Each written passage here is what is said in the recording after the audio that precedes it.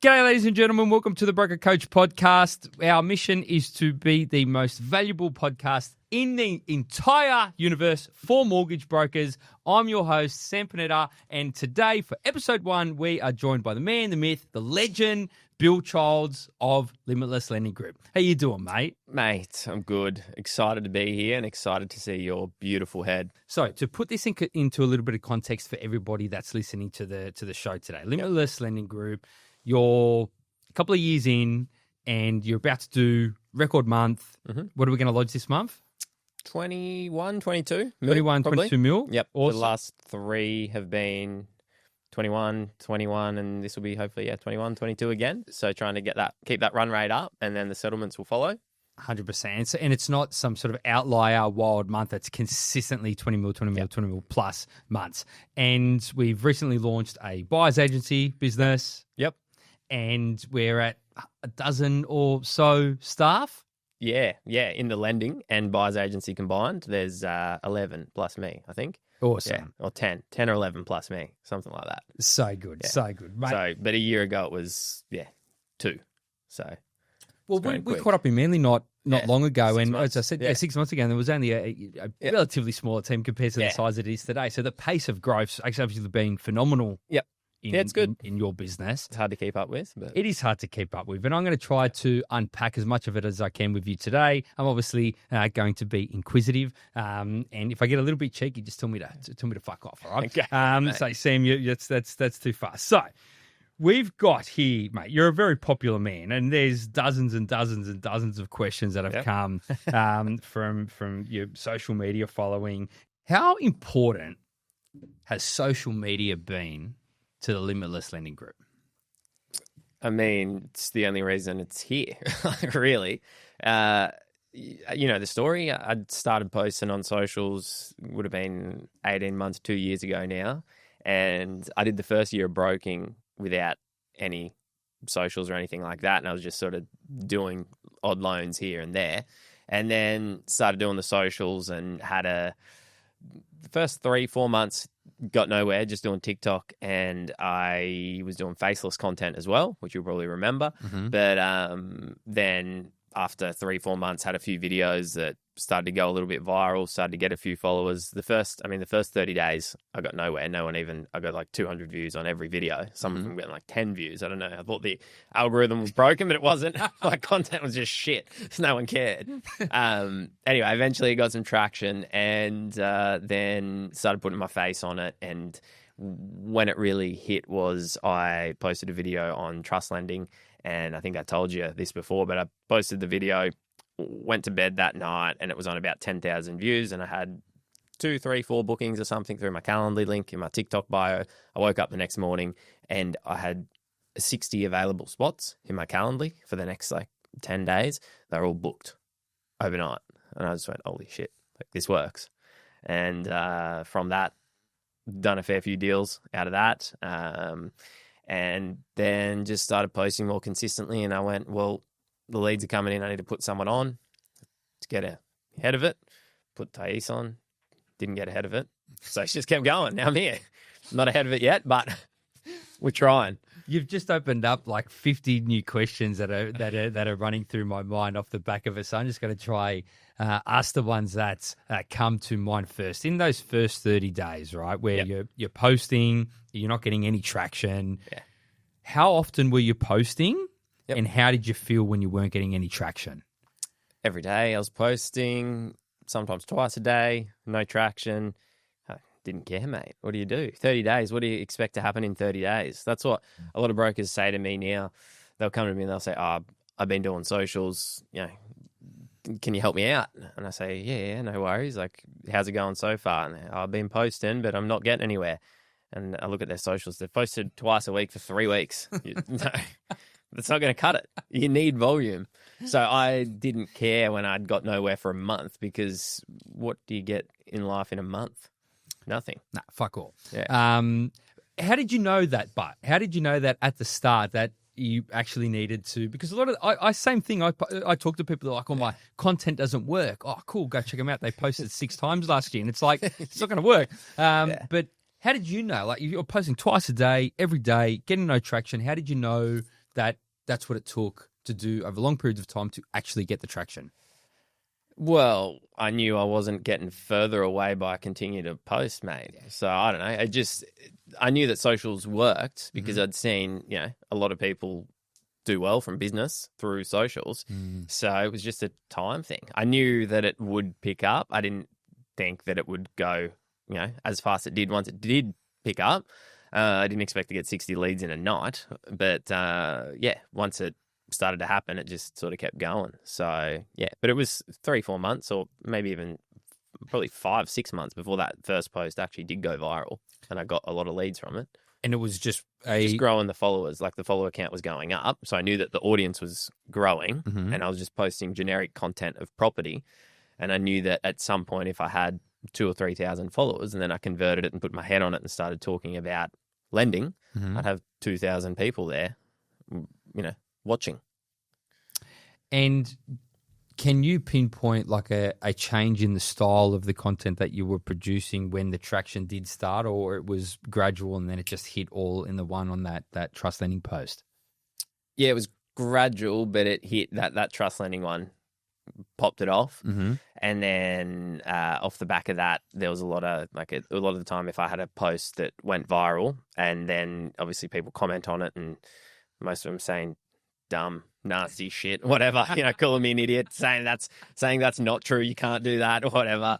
So I'd actually go and reply to those comments and then that's more content. So, that post got 3 or 4, 500,000 views or something, but it had thousands of comments and I would go through and reply to the comments with another video and then that would keep that going.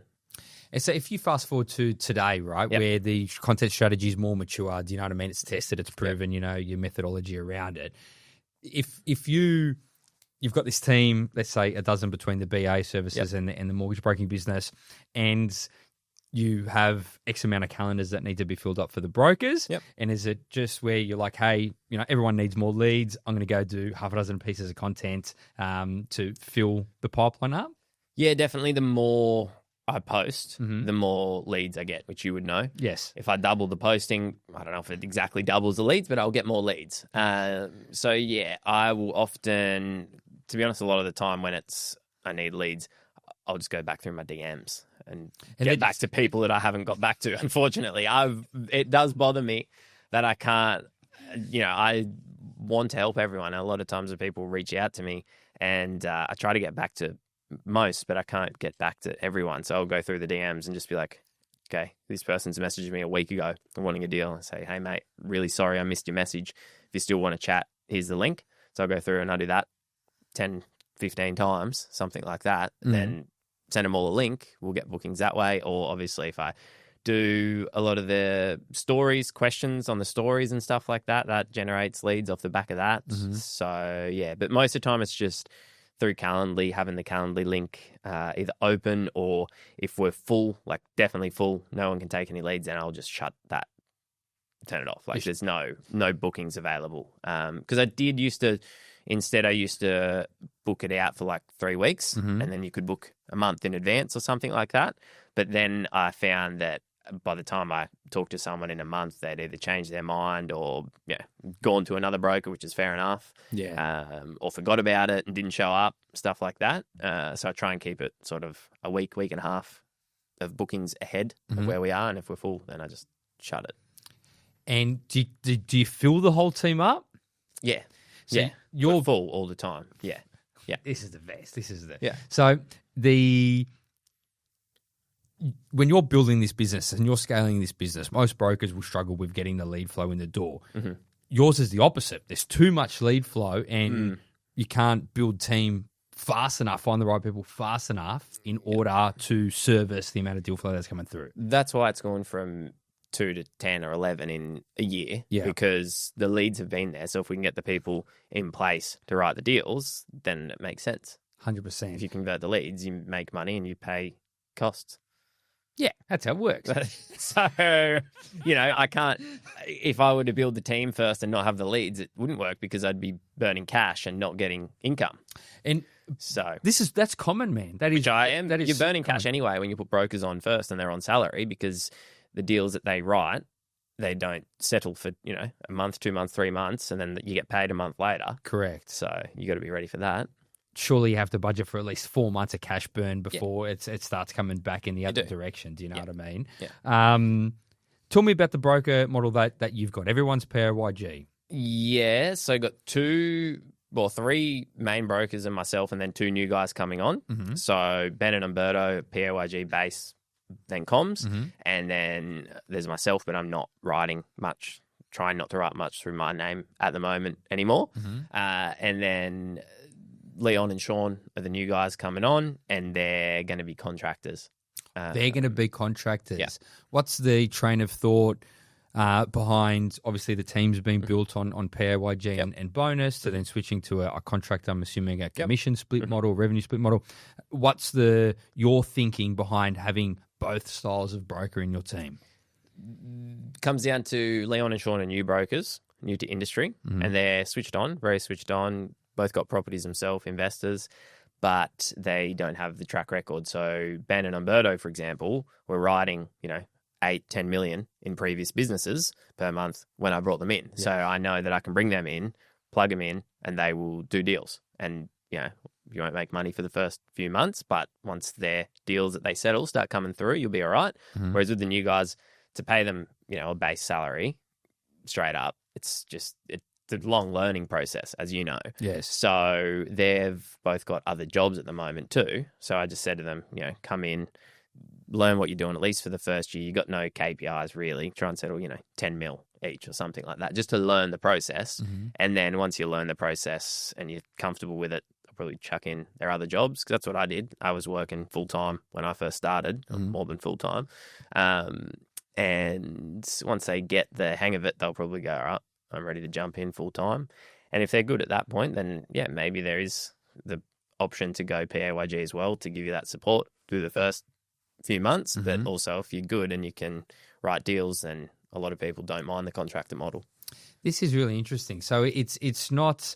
It's either. We've got both options really. You got both options, and the guys that are coming in for the commission model, they're coming in more as a training ground to get up to speed, and then once they are up to speed, they're in an environment where you can basically give them as much lead flow as they can handle. I'm assuming your brokers tap out, where they're like, Bill, stop sending me fucking leads. Like, I'm done here. I'm booked out. Is that how it works? Yeah. Pretty much. I got Ben. Ben he'll be watching this, but he's not really one to knock back a deal. Yeah. He loves it. He's always, give me more. Good on you, Ben. And he's doing well. He's lodging 12. I think he's lodged 12 mil this month. So, how long's it been with you for? Since April, something like that. So good. If the deals are there and the brokers can write them, and the back end support staff's getting better all the time as well. Mm-hmm. So taking away some of the non-productive, stuff from the broker, then that obviously allows us to do a lot more. How do you structure the back end in the business, mate? So we get the brokers will do the initial phone call with the client. Mm-hmm. Sometimes I'll do the initial phone call, and then I'll either transcribe it from recording it and then chuck it in ChatGPT, meeting summary, send it to the broker or processor. But either me or the brokers do the phone call initially, and then they'll fill out a broker notes template, basically, which will be how we want the deal structured, what lenders we're looking at, because they run servicing, and then they'll send that broker notes template to the processing team, which is, we've got 3. So they're all offshore, and the brokers will send them that template, and then they will complete the CRM, apply online, generate the documents, stuff like that. The broker will come back and check that everything's all good, send it out to the client, and then once signed, the processor will then go and lodge.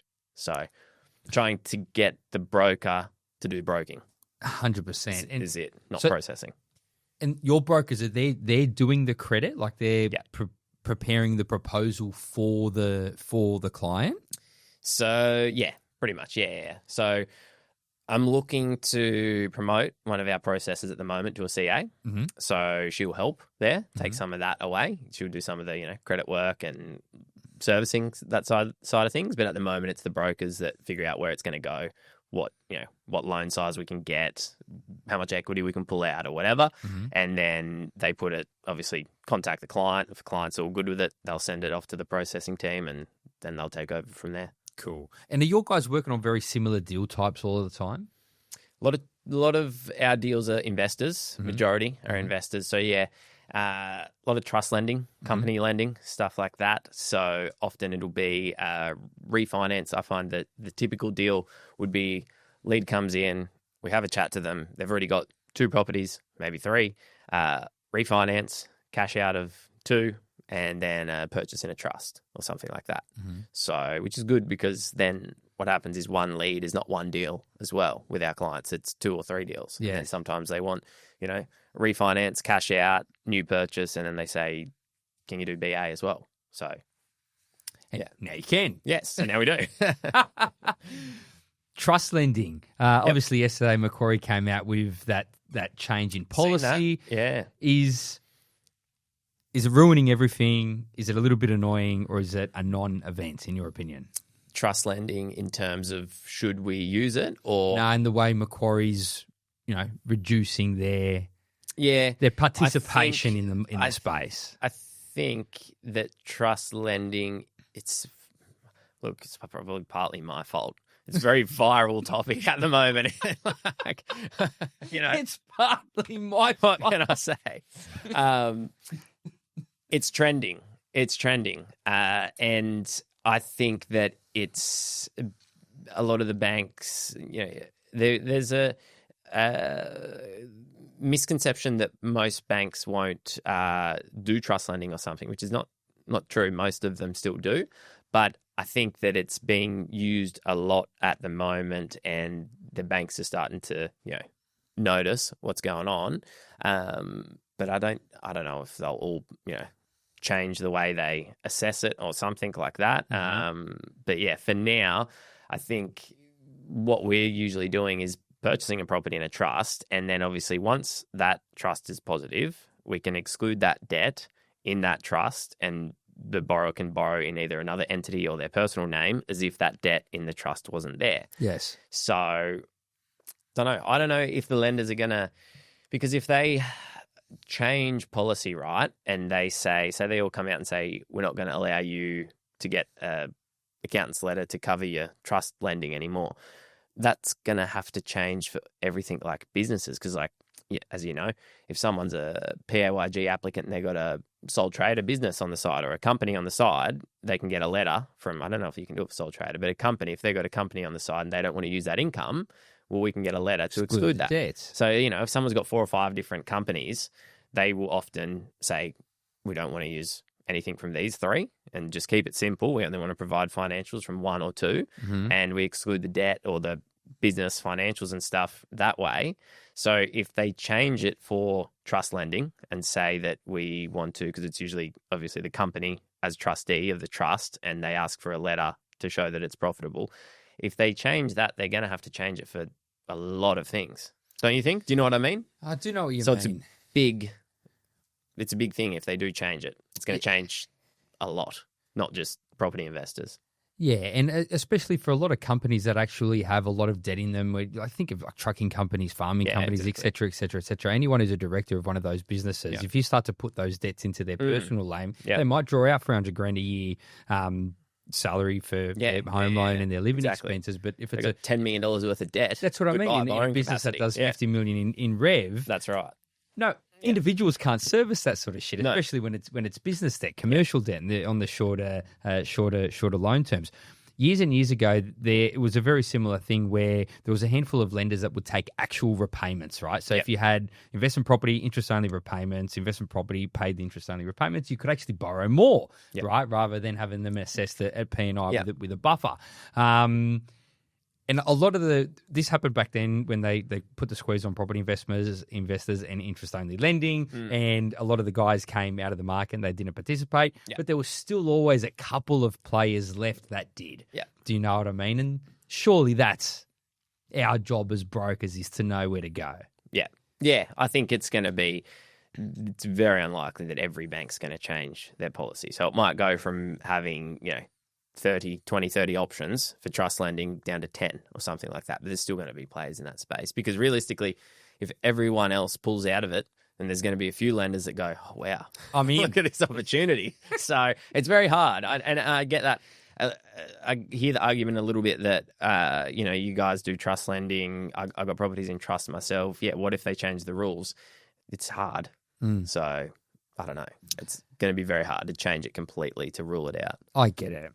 Mate, you've had this massive competitive advantage since you launched because of your background as a property investor, right? Yep. So obviously your social media, you talk a lot about property investing. Yep. You probably talk more about property investing than you do about lending, right? Yeah. Because that's the sexy topic, right? No one gives a fuck about home loans. Everyone cares about the real People estate. care more about the property than the interest rate. 100%. 100%. Yeah. You've never had a home loan warming party, you know what I mean? It's a housewarming party. Yeah. Anyway, I'm off track. Yeah. What got you interested in real estate and property in the first place, mate? I got interested. I've always been good at saving my money, I guess. And even from when I was a kid, I always had money saved. I was tight. So, I think if I got lunch money for the canteen, I wouldn't eat and I'd save it. I used to do the same thing. It's like, this is no good. How'd you get so tall then? What happened to me, mate? But I started saving all my money, and then it was my dad. Originally, I thought I'm going to save my money and buy a house, and he said that you should buy an investment instead. Mm-hmm. He thought I would live in a house that I bought with a partner probably, and then lose half of it because I was 19, 20. So probably good advice. And then, so I bought an investment property, when I was 21 or 20, turning 21, and bought that. And then I just started listening to podcasts, reading all the books, got the bug, mate. Bought another one a year later. Next thing I know, I got equity. I'm like, holy shit, this is free money. I can pull out 50, 60 grand. I can do another one. I can do a third. So, just educated myself. And it was a push from my dad initially. So he's the one that started it, really, because he was into property himself. And then from there, just got the bug and read Steve McKnight, 0 to 130 in 3.5 years. I didn't get there, but that was the inspiration. And before the mortgage business, not a lot of we still are. You're a beekeeper. Yeah, got 1,000 beehives. You got 1,000 beehives. Yeah. How many bees in 1,000 beehives, Billy? Mate, a good beehive will have 60 to 80,000 bees in it. What? So, hold on. Bit of quick maths here. I don't know if that's 60 to 80 million or 6 to 800 million. 60,000 bees. Yeah, times 1,000. Times 1,000 beehives. You have 60 million bees. Yeah, 60 million bees, yeah. You could conquer a small country with 60 million bees, mate. You could, yeah. What?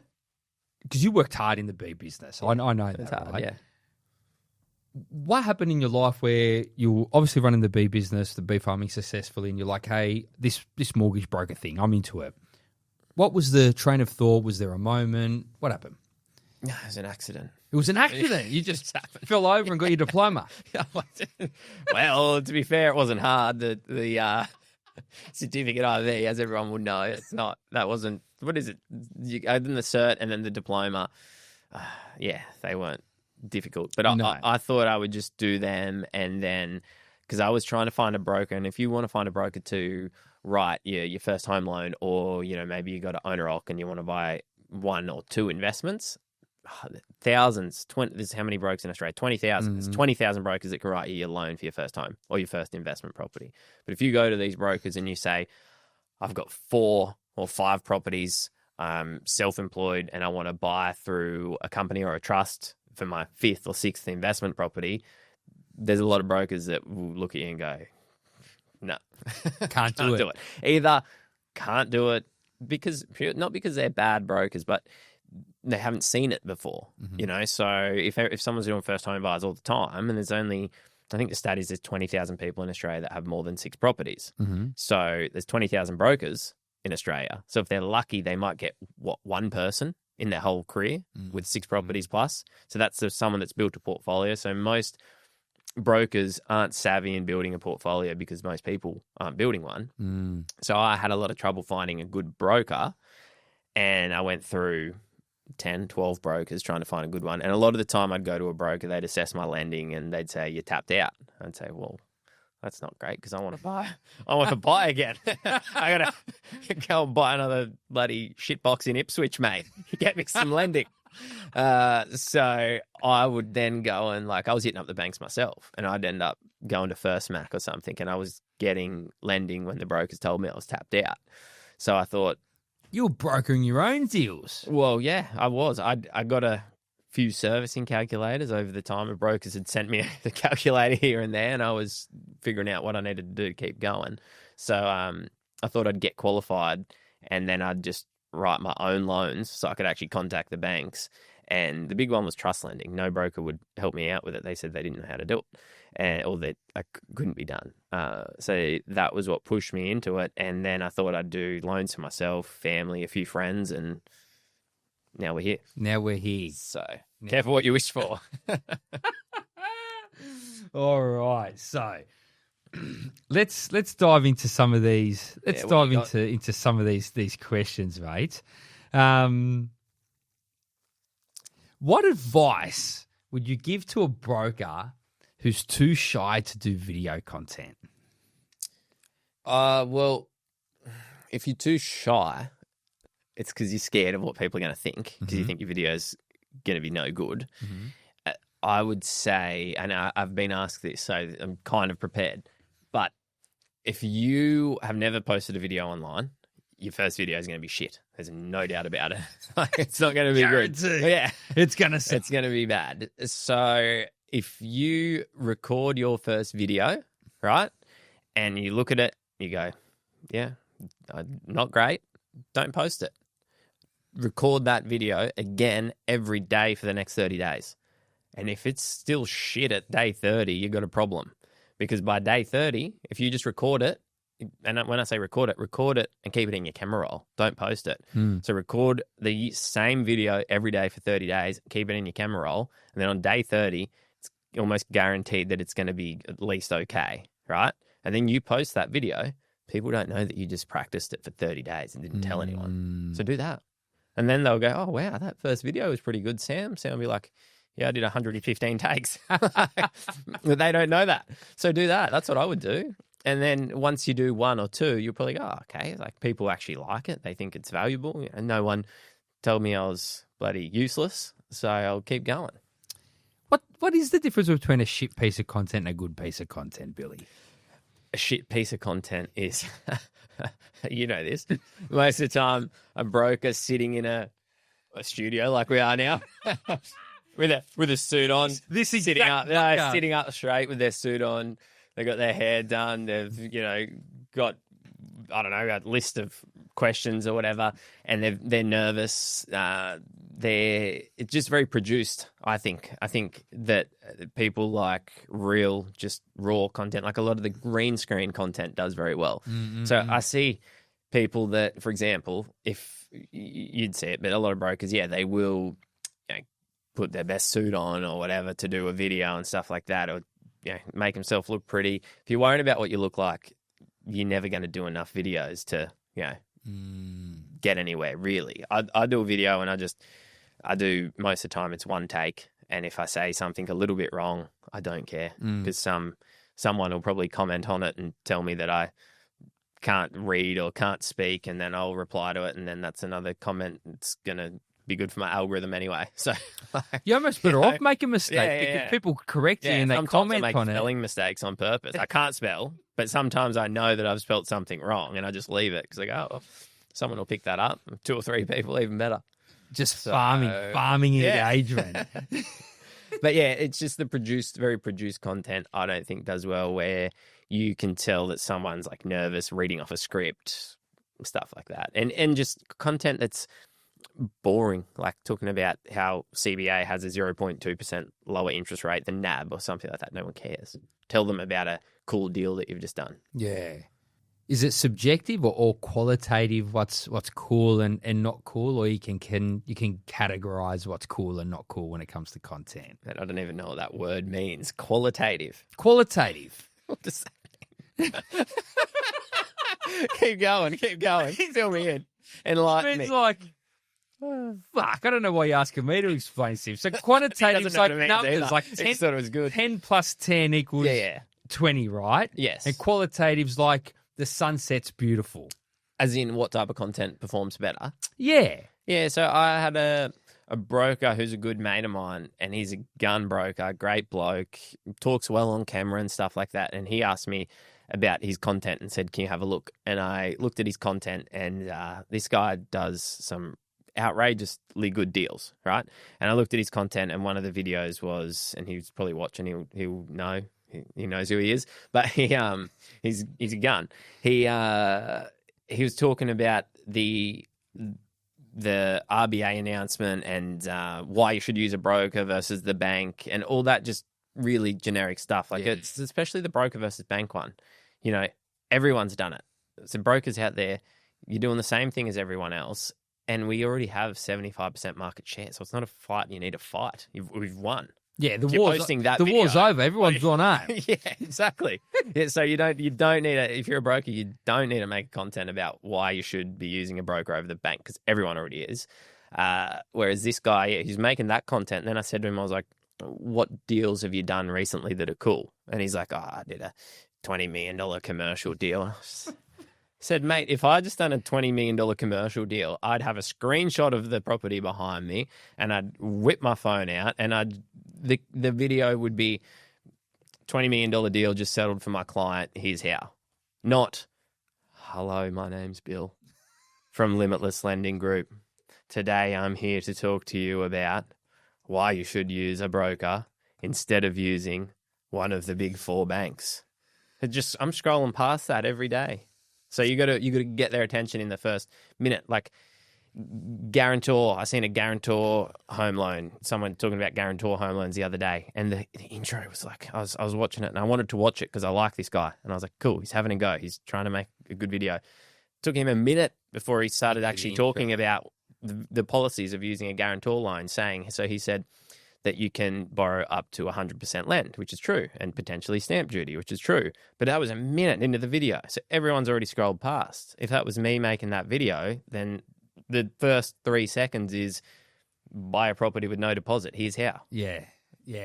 100%. Front load the hook. No one cares. Keep the attention. Yeah, the hook is the most important thing. No one cares who you are. They don't care if you're Bill Childs from Aussie Home Loans or Loan Market in Parramatta, you know? It doesn't matter. Mate, that's why I didn't have, and I'm not going to do an intro for this show. Yeah. Do you know what I mean? Because sometimes I've tried to listen to a podcast and it's like a 3-minute intro. Yeah. I'm like, fucking sit in here for 3 minutes to listen to your intro. There's no way. Yeah. Do you know what I mean? I'm on to the next, like a deal by that stage. Yeah. How much volume of content does someone have to do before they're genuinely having a fucking red hot crack at it? I think 6 months. Of how much every day? 6 months every day? Yeah. Yeah, if you post for 6 months every day, you should see results. And you should be fairly good at it if you post for 6 months every day. And is once a day enough?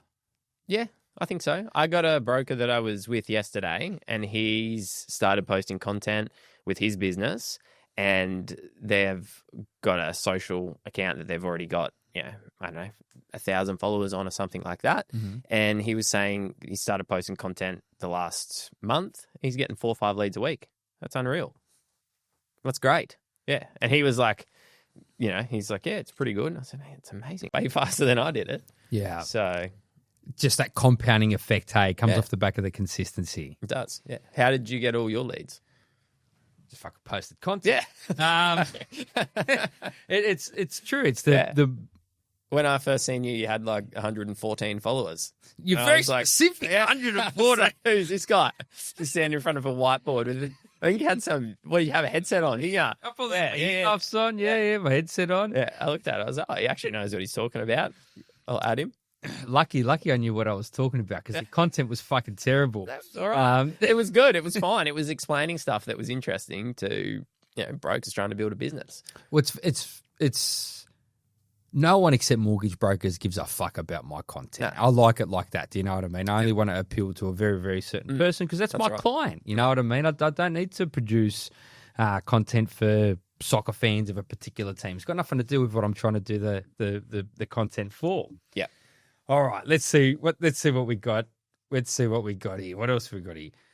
How do you find all the guns that are in your team, mate? Because they're all, I've seen them all. You know what I mean? I'll talk to some of them. They're good people. Yeah. How do you find a team of good people, mate? Bit of luck,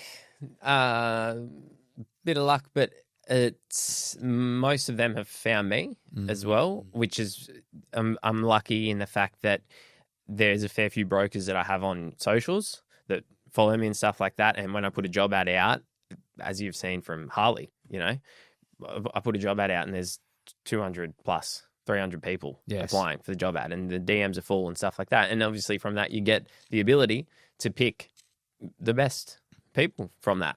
So that's pretty much it, really. And a lot of them are, a few of the recruits that we've got have been recruited by other members of the team as well. Mm-hmm. So that helps because they already knew them and, trust them. They're good at what they do. So yeah, that's pretty much it. And then obviously the last two have been mates of mine that I've known for years and years and knew that they were switched on and, work hard and all that sort of thing. So yeah, it's good to have the option of having multiple to pick from, really. That's like anything. If you've got 3 people to pick from, you can pick one. But if you've got 100 or 200 people to pick from, you're going to get someone that's really good. So this content, this reach that you've got, this influence that you've created, it's not just about getting leads and clients in the door. Mm-hmm. You're using it to build the team as well. Yeah, it's a recruitment. Yeah, I got brokers messaging me a lot of the time and saying, can we join? How do we join? Like, can we chat about joining? Which is great. I love it. And some of them are really good. And I say, yeah, we'll see. Maybe one day. Yeah, can't take everyone, but we'll see. Not yet. No. You took all the bees. There's no bees left.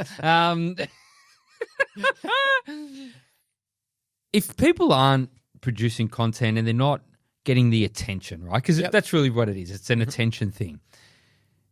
If they're not producing content, not getting attention in 10 years, are they going to be able to survive in this industry? I think that if you look at marketing, even any other type of marketing, realistically, is kind of out of date. I think. Maybe I'm wrong. Like socials, podcasting, all that online, YouTube, that's where everyone's going. Like I see brokers advertising on stuff like, signboards, bus stops. They just get graffitied. Even I seen a while ago, I was walking through the shopping centre and I seen a broker advertising on one of those things that stand up in the shopping centre and they rotate. I don't know how much it costs to get on those billboards and stuff like that, but I assume it's more than like boosting a post on Facebook or Instagram. Yeah. So I think if you're going to advertise, you may as well advertise online. You don't have to pay as well. Obviously, if you want to boost stuff, then you can pay, or run ads, then you can run ads. But it doesn't make sense to be advertising everywhere else because everyone's addicted to their phones. Everyone's head's in their phone all the time. I'm walking through the shopping centre and I see a broker advertising on a billboard, but no one's looking at it because they're all looking at their phones. So you may as well be on the phone. Even signs. That's crazy. Signs on the side of the road. Have you looked at people when they're driving? Most people these days even drive and they're on their phone. So wait till everyone starts wearing those glasses, mate. Exactly. Smart glasses. So, just advertising the corner of their face. Yeah, they're on their phone. And if they want a good broker, they'll go to ChatGPT these days as well and look up brokers. And if you want to rank on ChatGPT, you need bulk volume of content out there on the internet. How does that work, mate?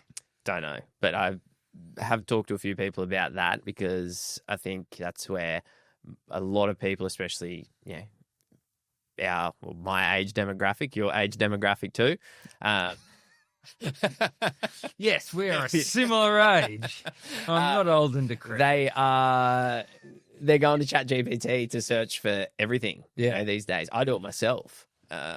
So I think that, and I have looked up ChatGPT, how it ranks and stuff like that. And it's basically just, if you look up ChatGPT, who's the best broker I can go to, most of the time it's the broker that's got the most content, data, podcasts, news articles, all that out there on the internet. And so it's no longer where I'm just being a pain in the ass and yelling that volume matters, volume matters, volume matters. Yeah. Like the algorithm is literally saying volume fucking matters. Yeah, for sure. Yeah. All right. Sounds like I was right. Listen, ChatGPT agrees with me, right? The robots they're on my side. And Bill.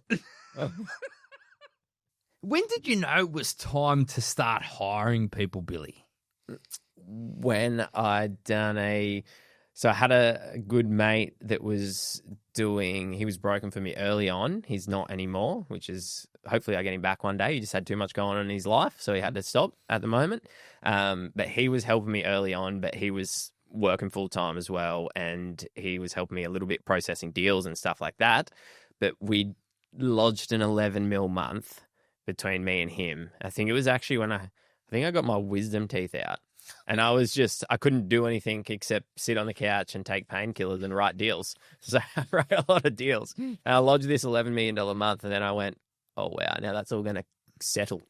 And, I'm going to have all the follow-up plus lodging stuff again this month. So I went, and the leads were there because I was doing the socials. So I went, I need help ASAP. And that's when I got Thais, which I got very lucky there because I said it to someone yesterday, but way smarter than me. And then I said, actually, most people I've hired are smarter than me. So that's the secret sauce behind it is, yeah. Behind it, isn't it? Yeah. And thinking out to the future now, as you continue to hire, how do you plan that out? Uh-huh. I don't know. Who knows? I don't know don't hold me to this, but I don't want to go from 2 to 10 in a year. I don't want to have this conversation next year and be like, we've got 30 staff. That's not what I want. I want to keep relatively the same number. We're trying to hit 200 mil worth of settlements this year. Mm-hmm. I don't think we'll hit it just because of the fact that we're lodging 20 mil months. So the run rate's there. But I think because the whole team's only been on since, say, end of July and up and running, I think we're going to run out of year before the settlements all trickle through. 100%. However, if we're lodging 20 mil months consistently, the next year we'll definitely hit it. So we'll go as close as we can this year, as long as we're hitting 20 mil lodgements. Settlements have gone from, 7, 8, 9, 10, 12, and they'll just keep going up. This month will probably be about 12. Next month, hopefully, depending on... I keep thinking we're going to have a massive month and then they roll over, which is frustrating. But next month might be 15, 16, something like that. Mm-hmm. So if I keep lodging the 20s, then, you can expect the settlements to be at 15, 16, 17, whatever, and keep creeping up. And then you're hitting your 200 mil. But that's with the three main brokers being Ben and Berto and me. So then Leon and Sean, if we bring them into the mix, then that 200 mil should get done. But I want to stick around that number, 200, but have the team be able to do that in a manageable fashion. Because right now we're doing 20 mil months, but everyone's working pretty hard. And I think we can just get it more efficient with some more processes put in place and everyone settling into their roles, and then, do that level of volume quite easily. I love this take on it, mate. And how is the buyer's agency firm going to be a part of the lending firm? It's pretty connected because I have, besides this podcast, I've not openly said it anywhere. Was I not supposed to say that? No, that's fine. Everyone's figured it out. They've figured it out. I mean, why I started the buyer's agency was I was doing loans for people, and when I started getting online leads, pretty much from that first video that went viral, a lot of those leads actually thought I was a buyer's agent. So they said, "Can you be a buyer's agent?" I said, "No, I can't, but I can do your loan." And that was fine because that was working all right. But then what would happen is I would do the loan for someone, and then there's a lot of good buyer's agents out there. There's also some that aren't the best. So they'd go and pay some buyer's agent 20, 30 grand to buy them a property, and the client would come back to me. I've got their pre-approval done. They'd say, "What do you think of this property?" And I would say, "You really want me to tell you? I think you can do better." Sometimes it's great, unreal, put that in the bank, let's go. But then there's a fair amount that I was like, I think you can do better. And then what would happen, I would end up going for the next 2 weeks and helping this client find a property, and they'd crash the contract with the BA, lose their deposit, and then I'd help them do it for free. And I was like, fuck, what am I doing? They wanted to pay me originally. I said no. Then I did it for free anyway. So it didn't make a lot of sense. And it's taken up all my time helping them do that. And that's, I didn't mind helping them because I love it. That's, obviously obsessed with property. So it's not very hard for me to go and, look at properties all day. But yeah, I had the people there wanting it. And then a lot of the leads, they come in and they say, either are you a buyer's agent? Can you be our buyer's agent? Or do you know a good buyer's agent we can go to? So it's very interconnected. And I think that to be a good buyer's agent, you need to understand the lending, because I see sometimes people come in with a plan from a BA and it might be 10 properties in 10 years, but that person's on 120 grand. So I'm sorry, it's not happening. Yeah. So if you can understand the lending side of things and be realistic with the person, then you can say, okay, we need to buy the first property at this price point with this yield, so you don't tap out for the next one. Rather than buying for 800, we're going to buy for 500K with a 5% yield, so that you can buy 2 properties instead of 1. That's going to get you further faster, stuff like that. So it's very connected. It's not hard, and it's the leads so far are just coming from doing the lending. So 100% as well. They work well together, the BAs and the mortgage brokers. When I was a mortgage broker, all my referral partners were BAs. Do you know what I mean? Yeah. And it converts our pre-approvals too. 100%.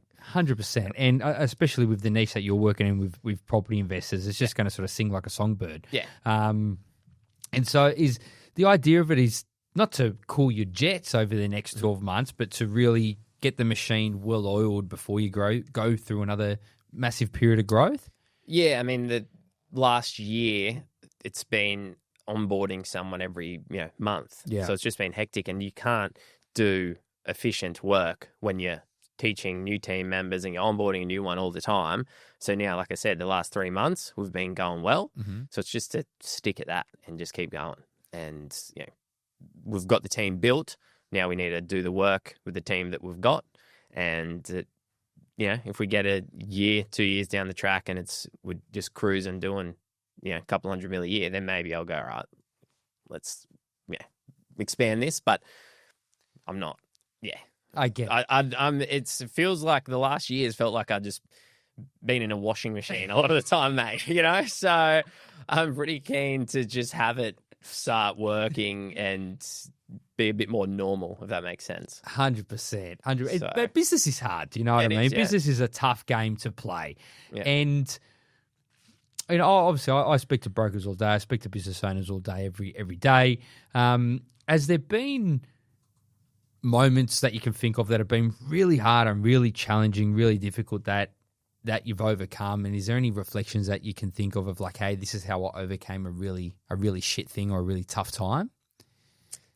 Nah, not really. I mean, it's all been hard, really. It's all hard. Everything's hard. Everything's hard.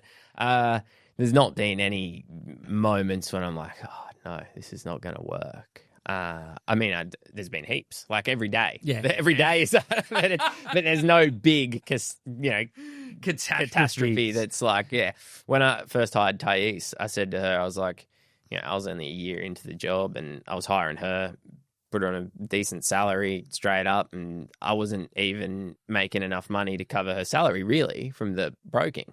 And I said to her, I was like, I don't know if this is going to work. We're going to take a punt. And she was just like, it will work. It'll work. It'll be good. And she's like, you'll be fine. She's seen the leads coming in. She's like, you'll be fine. I was like, okay. So yeah. Were you stressed about that or not?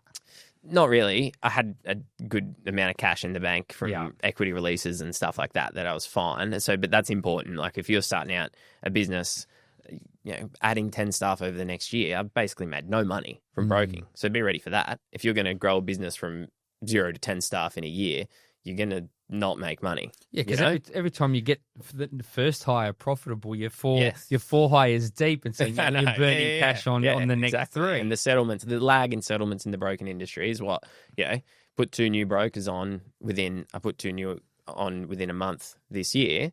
So that's 10 to 25 grand a month in payments for them, and you're not getting anything back, even if they write loans day one. You're not getting those loans for, 3 months? 100%. It's realistically more. Yeah. So especially if it's pre-approvals and they're not going through and all that sort of thing. So you just got to be ready to, if you want to expand quick, have cash. That's the biggest thing. Yeah, and I think that's probably why you've been really clever about it, where there hasn't been this high level of heartache, is that enough liquidity and nothing stressful. Yeah, that's right. Yeah. Do you know what I mean? Yeah. Enough liquidity and nothing stressful.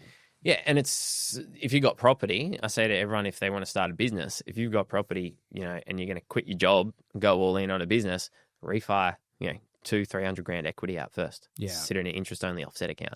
It's hard to go broke if you got, 300 grand in the bank cash or 500K in the bank, depending on how much equity. If you only got one property and you're starting a business as a solo broker, you only need 50 grand, 100 grand, You don't need a massive amount, but if you want to grow a team that quick, then you need a decent buffer. Well, the faster you grow, the more cash you're going to burn. Do you know what I mean? Because even if you guys are guns and they start doing deals immediately, you're going to burn cash for the first 4 months. It's going to take 4 months to make it back because you're not taking the whole 100% of the revenue. That's right. They're taking share of the revenue as well. Exactly. So it's a 12-month exercise before a higher goes in the green. It's a long game. You're building the book. But you built 100%. You don't make the most profitable model in broken. When I look back, I can definitely see it. And you know this. I know I've seen you talk about it. But a solo broker doing 50, 60 mil a year with 1 or 2 support staff, you're laughing. 100%. You do 50, 60 mil for a few years, you get your trail up, you can do 3 to 500K profit a year. Yeah. And you can work a relatively normal week. Yeah. Yeah, it's a totally different game going from broker to brokerage. Do you know what I mean? Yeah. And no it's longer completely different. No, it's you're the cog in the wheel in that business. You're very much in every deal, which is Whereas when you're building a business, you can get out of that. That's the entire idea behind building the business and why it's so much more valuable. In that, if you go to Europe for 6 weeks and you've got 10 loan writers, you come back, there should be a bigger business than when you left it. But if you go to Europe for 6 weeks and you're the only loan writer, it's going to stop. It will just grind to a halt. You'll settle whatever's in the pipeline, but then there'll be nothing left in the pipeline when you get back. Mate, what are your thoughts on brokers charging fees? Yeah, I think it's a good idea. Mm-hmm. We charge fees for trust lending. Mm-hmm. We charge fees for trust lending because in general, and this is what I say to clients, and it's the truth, in general, I think trust loans take almost twice as long to do as a standard loan because we need a lot more documents up front. We need to explain it all to the clients. And then on the back end, once it gets approved, the clients have to do the stat deck, the legal advice, the financial advice, all that stuff. Most people do it wrong.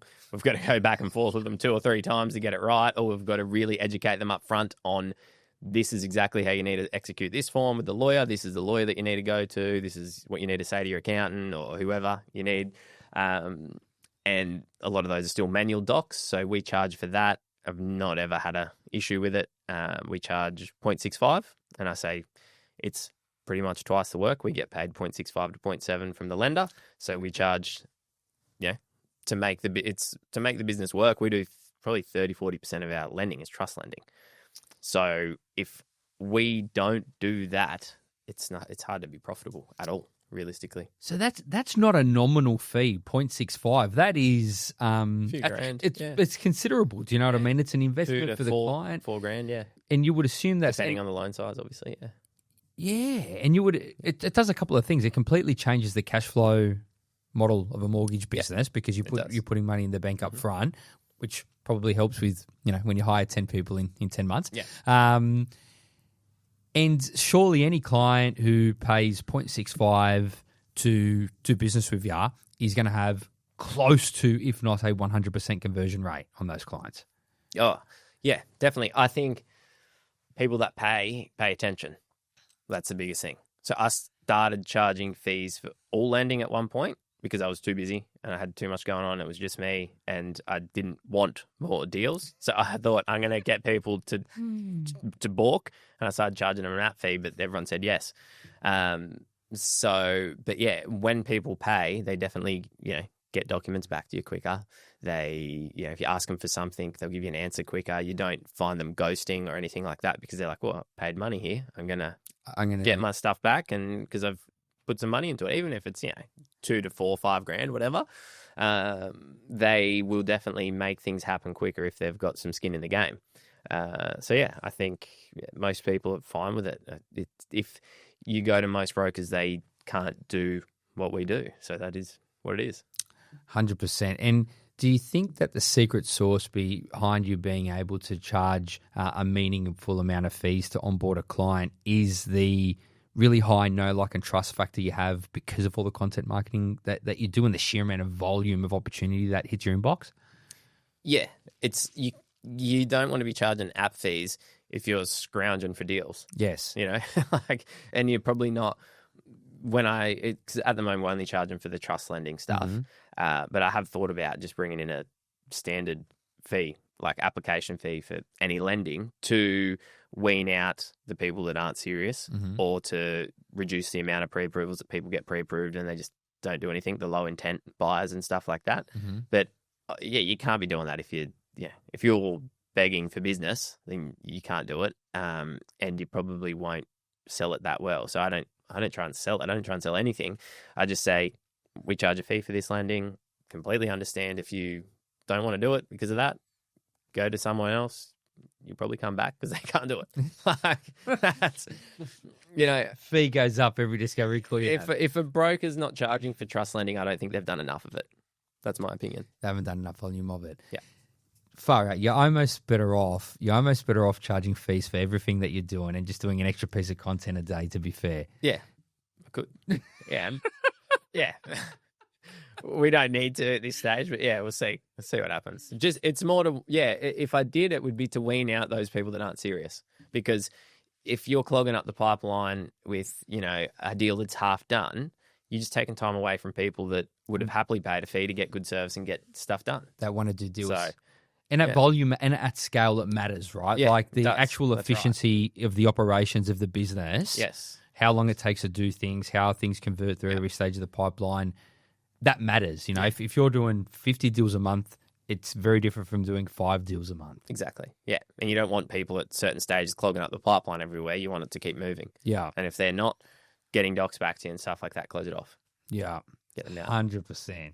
100%. All right. Let's see what else. What else? What else? Harley Giddings, bees or brokers?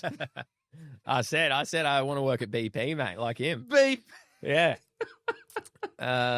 Bees, brokers, and BP. Who knew that was the formula? The formula. Who knew that the 3 Bs were the formula to success in the industry, the game of finance? It's bees, broking, BP and BP servos. Couple of meat pies. White Monster. What's your favorite social media platform? Favorite socials platform? I guess I only do TikTok and Instagram. So You're only on TikTok and Insta. I've got Facebook. I noticed you liked my Facebook post the other day. Did you look at it and go, how did he do this? I think I've got 1 follower or something. I don't know how to use Facebook. I'm your follower. You might be. I think there's 13. I don't know how to use Facebook. You're not on there at all. You've never had even a Facebook account, like a normal, regular Facebook. I've got it, but I don't use it. I only have a normal Facebook account so I could open a Limitless lending one. And I have no friends on my personal Facebook account. There's no one. I don't message anyone. I'm much older than you, Bill. I can tell you. So I should get around it. I should, because there's obviously more market there that I'm missing out on, but I just haven't had time. And Instagram and TikTok is the same piece of content that I'm posting on both. Just posted on, and I should be doing it on Facebook too. But as far as LinkedIn, I hate LinkedIn.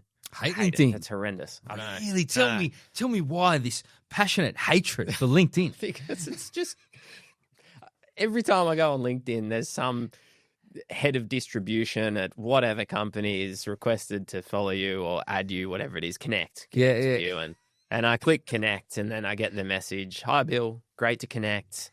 I'd love to chat and see if we can form a mutually beneficial relationship." I'm like, shut up. I don't care. So I don't know. LinkedIn, it's just not, you're not going to get, it's B2B, isn't it? Like business owners. I'm not going to get clients, the average day consumer on LinkedIn, but I might get referral partners and stuff like that on LinkedIn. But considering I have no referral partners, it's not really my target market. So, and I don't know how to use it. Again, I don't understand it. So there you go. So yeah, I would say Instagram and TikTok, more so Instagram these days is where most of the leads come from. But I need to diversify it, so I will. How long does it take to get familiar with a platform, Matt? Because that's actually a really good point. Don't know. I mean, I'm sure if I made a post on LinkedIn every day for 30 days, I'd understand it. I'd understand it well, and I'd probably be all right at it. But so it's that simple. It's the reps. It's just do reps on any platform, and you'll figure it out. Yeah, if you run 5 kilometers every day for a month, your 30th day will be faster than your first. Unless you broke your leg or something along the way. Yeah, hurt your knees. Is there anything? What you need to put in the work for anything in life. It's content, business, anything. So it's the same thing with Facebook. If I went and made a Facebook post every day for the next month, I would understand Facebook too. And it helps when Bill Childs DMs you and he's like, "Hey mate, if you do this with your content, it'll get better quicker." Have I said that to you? Have I? That's how we met. You're like, I love your stuff, mate. Why don't you do this? It'll be better for you. It worked. It worked. All right. I probably just told you to do more. I can't remember what I can't remember what it was. It was I do it all the time. Like if someone asks me what they're doing wrong and I think their content's shit, I'll tell them because I'm not going to lie to them. I can help them more by telling them, that video is horrendous than, saying, oh, it's good, keep going, and that's not going to get anywhere. Yeah, I was having this conversation with someone the other day, one of my guys actually, and we were saying that honesty that's the kindness. Honesty is the kindness. Do you know what I mean? Not the niceties of not wanting to hurt someone's feelings. You don't want to hurt someone's feelings. No, but telling the truth is the actual genuine goodness. Yeah. Right. What else have we got here? We've got. This is an interesting one. I think I know what the answer is going to be. If you started your business from scratch today, what would you do differently? What do you think the answer would be? I don't think it would be anything. I think you'd just. I think you'd do it exactly the way that you've done it. Yeah, I would, but I'd probably start content sooner because I started after a year, so I'd start from day one. But again, I couldn't. I mean, I could and I couldn't because I had to learn. I didn't want to try and chase leads for that first year. I only wrote 12 mil, but I was doing bees 80, 100 hours a week as well. So I just wanted to learn how to use the CRM, even stuff like how to use Adobe Sign or OneSpan. Like I'd never done any of that. There's no Adobe order Sign. Evaluation in a bee farm. Yeah. So I had to learn a lot about the CRM, apply online, all that stuff. So I needed time. And that's what I'm saying to these new guys that are coming on. You need time to not worry about chasing leads or making money. You just need time to learn first. And then when you get to a point, because also I knew I wanted to employ people to make it easier because I don't like processing deals and I'm not good at it. The fine details and stuff like that, I can do it, but I just hate it. And some people like that. Some people love it. So I knew that there would be people that would be better at that than me. I'm good at the getting leads, talking to people, that sort of thing. So you have to do that part at the start where you do everything though, so you understand all the roles. Do you know what I mean? You need to understand, like if you're a new broker coming on and you want to bring in an offshore on or an assistant that's in Australia, whatever, you still need to do a certain amount of reps through the CRM, through Apply Online, so that you understand what they're doing, how to teach them stuff and all that sort of thing. So I would probably hire people sooner, but I would still need to do some level of learning myself because I was new to industry and I had no experience at all. So basically do everything the way that you've done it, but just do it faster. Don't know. Is that doesn't sound like it makes much sense, does it? But yeah. No, it makes a lot of sense. All right. We're not going to get through all of these, mate. But, I wrote one down for you, mate. Wrote one down for you. It's the only one that I wanted to ask you. If you had a piece of advice for young Bill. Oh, wow. I seen that. I thought, holy Jesus. Yeah. I'm surprised you didn't delete it. If you had a piece of advice for young Bill, what would you teach him? I don't know, mate. I would say work hard, buy property, start a business, It's going to be hard. I don't know. Be ready. There's nothing inspiring, mate. What can you say? Far out. I don't know. I've never, I see people that like in business and stuff like that, and they got this, I'm not very, not woo-woo, but, you're not going to catch me meditating or doing an ice bath at 5 a.m. so it does something to my brain. You're not going to see me do a morning. I see some people in business and just life in general, morning routine. Oh, I get up, ice bath, gym, yoga, stretch, brekkie in the sun. Now it's 9 o'clock. I get to work. I wake up at 5:30. I work. By 7:30, I've done a day's work. Yeah. Not a day's work, but you can do a lot in 2 hours if you actually work with intent first thing in the morning. So I would say, I don't know, just work hard, mate. Buy property, buy more property, buy more sooner, Yeah. I don't know. I would say work a bit less, maybe, but it's fun. So what do you do? I like working, so. That's a fucking hack, don't you reckon? Liking work, liking doing work, everything becomes so much easier. Yeah.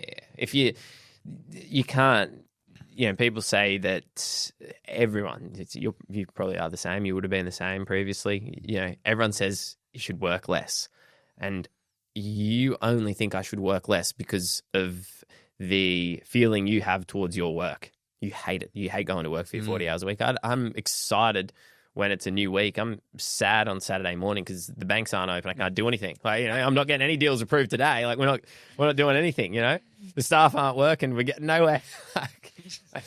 So it's going to make 10 hours worth of content. It's a hack for sure. If you like working, people say, you need to work less, but then they spend, 20 hours a week watching TV or something like that. I don't like watching TV. I don't know. I've never watched a movie in the last 10 years, that sort of thing. I don't want to do that. I'd prefer to do something productive. 100%, man. You and I were talking about it before we jumped in here and then started getting recorded, where it was like you feel so lucky in life. Yeah. You've found the thing that just turns you on and you can just keep going at it day after day. Yeah. If someone hasn't found it, they should hunt it down, and they should hunt it down ferociously until they do find it. Yeah, some people just aren't like that, though. They're just not wired like that. They don't like anything. They don't like anything. They don't know. That's true, yeah. For sure. Yeah. I mean, they just, some people want to complain about everything and be a victim. That is what it is. That's their problem, not ours. No. Probably in my TikTok comments. Yeah, just berating you. Yeah, they just have a whinge about everything. Do you get a lot of hate on the Insta and the TikToks? Yeah, at times, yeah. Is TikTok worse than Insta? TikTok's worse, yeah, because it's user 6070222143 or whatever, whereas Instagram, they've generally got an actual name. But yeah, you always have gotten a lot of hate. It's been better lately, actually. I don't know what I've done. But especially when I put a video up a year ago, I put a video up and the first thing I said in it was I just bought my 7th and 8th investment property. Yeah. And it was just, you're the cause of the housing crisis. You're a piece of shit. Landlords are scum. That house, you bought that house in a shithole. Ballarat's a dump. All this shit. But you look at these people, you click on their profile, generally blue hair, fat, no job. They're just looking for a reason to complain and hate everyone for no reason because they're not happy with their own life. And if they reach out and want to help, I would help them. But instead, they just want to hate for whatever reason to make themselves feel better. It's hard for people, man. I think about this a lot. Do you know what I mean? Some people just they can't get out of their own head. You know what I mean? Yep. They take it out on others. Yeah, it's a tough spot to be in. I reckon it would be a tough spot to be in. It's tough, yeah. But you're going to get hate no matter what you do, really. Yeah, and if you're getting hate online, it's good because it's traction. Means you get reach. If you're trying to please everyone, your content won't go anywhere. That's another thing with content. If you try and make content that offends no one, then it's probably not going to appeal to anyone either. 100%. What's the plans for Bill Childs, mate? What's next? I have no idea. I don't know. Just work, get the business, going smooth, running smooth. I want to start a podcast. You want to start a I podcast? do. It's hard. It's hard to get off the ground. I don't know. I'll pick your brain after this. But yeah, just get the business, running smoother, getting deals done. It's all fine. I don't want to, like I said, I'm not wanting to sit here in a year and say I've got 30 staff. I don't want to do that. I just want to get things done, get to a point where I'm not, I know I like working, but sometimes I'll wake up and I'll work from 5 a.m. till 10 o'clock at night, and I'll just be like, what happened? And I find myself drinking protein shakes so I don't have to stop and eat. That's not good because I don't have time. I don't have time to eat food. I got to drink so I can keep going on calls, whatever. So just get it, like I said, same volume but more manageable. Yes. Processes in place. Just got a new EA on today or yesterday actually, so she's going to relieve hopefully a lot of stuff off my plate and get it to a more sustainable level because growing has been hectic. There we have it. Yeah, that's about it. There we have it. I think, I don't know what to do now. I think we're done. Bill Childs, guys, Limitless Lending Group. Check him out on Insta and TikTok. And you can be his 14th follower on Facebook if you choose to. Don't connect with him on LinkedIn. Don't bother don't ever bother on LinkedIn because he doesn't want you to cold DM pitch him. And when Bill's podcast goes live, we're gonna I'll promote it. I'll get you on, mate. So there we go. We'll get me on. The guru. Well, there we go. First episode done and dusted. Thank you very much for anyone who got this far. Good, bad, or otherwise, let me know, and we'll keep cracking on. Thank you.